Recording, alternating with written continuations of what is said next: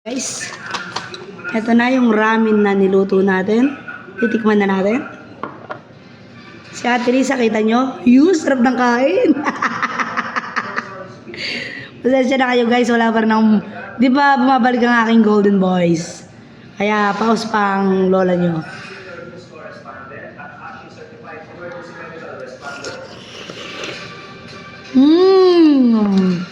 Kanyamang.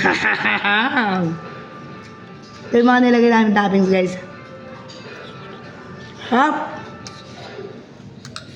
Meron pa tayong pag ganito. Sponsored by Sis Lisa Fancy. Muna natin guys. Diba? Healthy living tayo guys. Meron tayong seaweeds.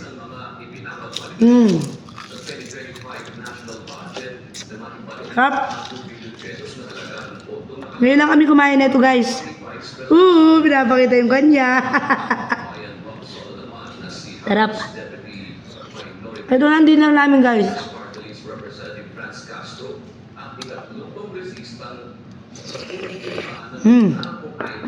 Sarap. Isang ramen lang yung niluto namin guys. Yung isang nakalagay sa nakabalot na lang. Tapos nilagyan na lang namin ng gatas, ng sausage, yung Vienna sausage. Tapos cheese at saka yung crab stick. Yun lang. Wala, ito na yun. Sarap, creamy. Kaya kayo dyan, sa mga nagkikrave ng ramen, kayang-kaya nyo lang gawin ito sa bahay nyo guys. Madali lang. Sarap, unlimited pa.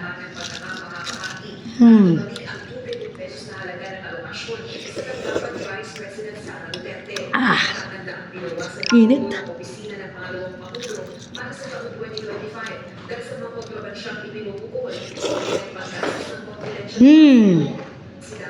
Sarap. Ay, te.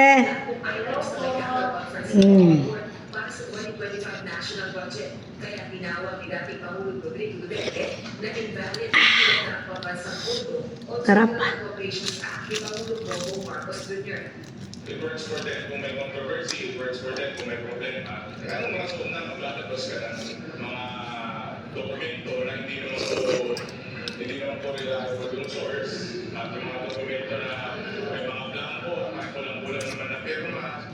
Galiman, ang Office ng Ortega, wala na siyang kopya ng verified BICA report. Hindi rin miyembro ng BICA ang magbabatas.